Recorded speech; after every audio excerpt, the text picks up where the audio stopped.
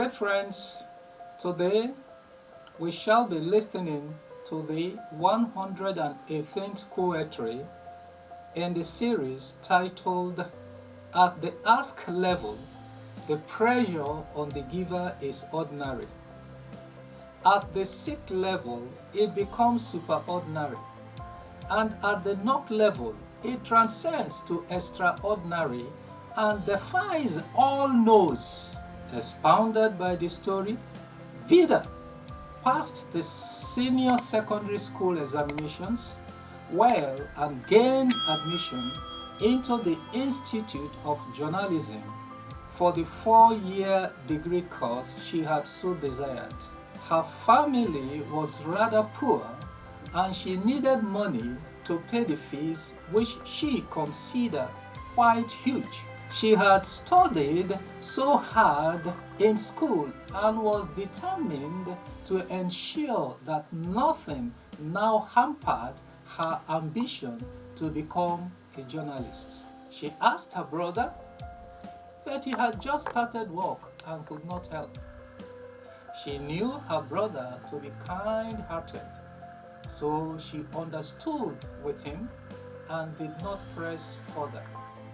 She only asked him to help her get other petty needs pertaining to her schooling.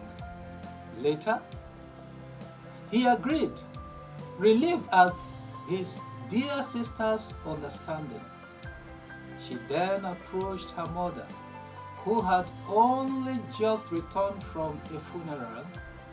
Africans love wasteful spending of money, also at funerals, and so her mother had thrown all she gathered as life savings into the funeral preparations of their grandmother.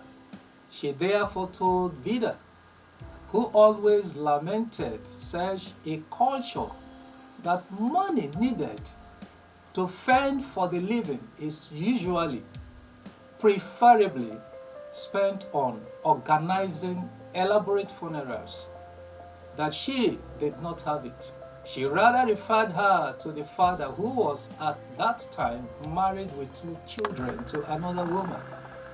It had been her mother alone who catered for their educational needs, since no help came from the father.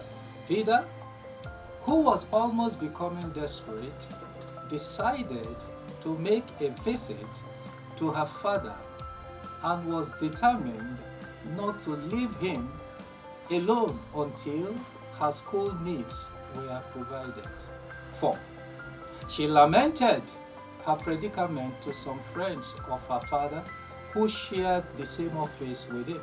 She even threatened to recourse to the law in order to have her father yield to her demands. But it was indeed shameful to have such an academically ambitious daughter, only to neglect her for so long.